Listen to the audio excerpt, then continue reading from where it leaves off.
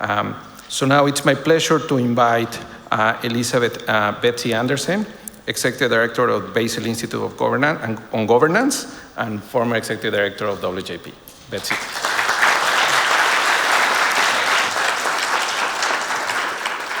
Thanks very much, Alex, and thanks to all of my beloved colleagues at the World Justice Project. I know well what it takes to put on a conference like this, and it is a tremendous gift that you give to all of us, and it is the conference certainly that we need.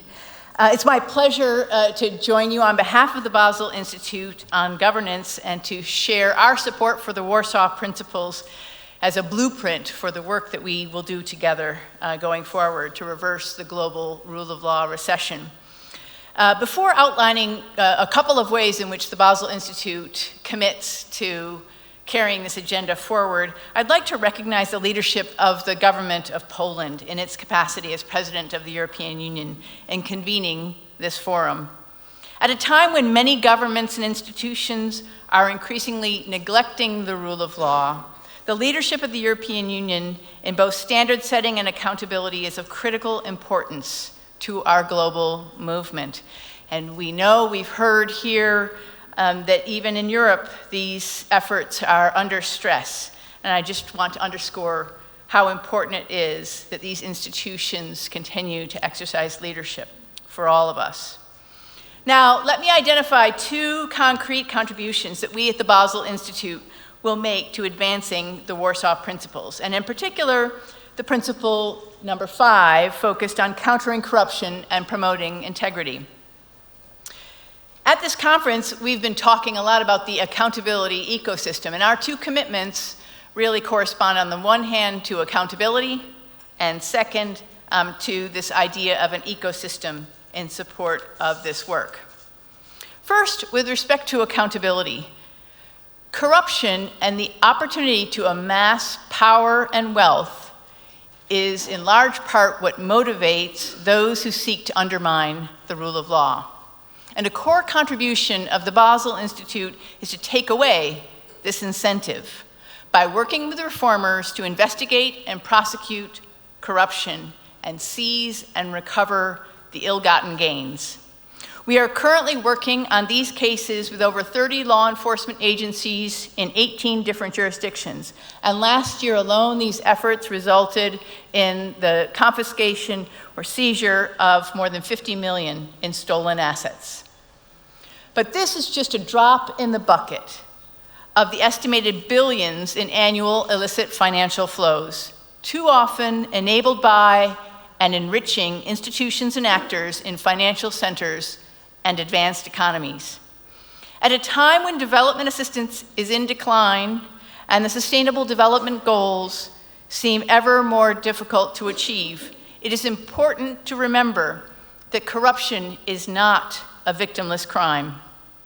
The billions in illicit finance flowing out of developing countries rightfully belong to their citizens and should be repatriated to support the development of their communities.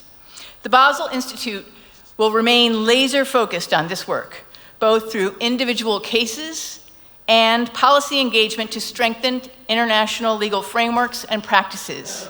In particular, the repatriation not just of stolen assets, but also the fines recovered in foreign bribery cases. Those fines, which represent the illicit profits obtained through bribery, should be returned to the country where the bribes were paid, to be invested in strengthened rule of law to prevent these crimes in the future. So that is our accountability commitment. Turning then to the ecosystem prong of this agenda, the Basel Institute is deeply committed to the idea at the heart of this forum that the rule of law is a multi-stakeholder effort. Thanks to our WJP colleagues for reinforcing this in this program again this week, and in particular for elevating the voices from the arts and media. Only through such channels can we reach and engage the constituencies in the broader public that we need for our movement. We at the Basel Institute take this multi-stakeholder approach in all of our work and have, in particular, been longtime champions of strengthening the role of the private sector in this ecosystem to take on Aidan's challenge. We do this through anti-corruption collective action, supporting businesses together with civil society and governments to raise awareness of corruption challenges, strengthen standards, and promote consistent accountability to level and raise the playing field. We have helped establish numerous collective action initiatives across the globe, and together with the B20, established the B20 Anti-Corruption Collective Action Hub, an online resource where people can draw lessons learned and inspiration for this work. So, for our commitment, the Basel Institute will continue these efforts to build and sustain a global community of practice around anti-corruption collective action.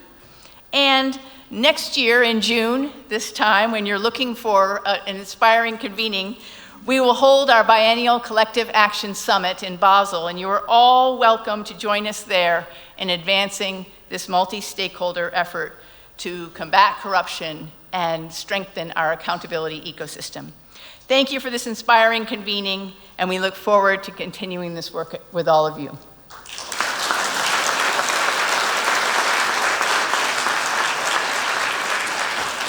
Thank you, Betsy, and we greatly value your commitment to advance the anti-corruption agenda as reflected in Principle 5 and for reminding us of the importance of a multi-stakeholder approach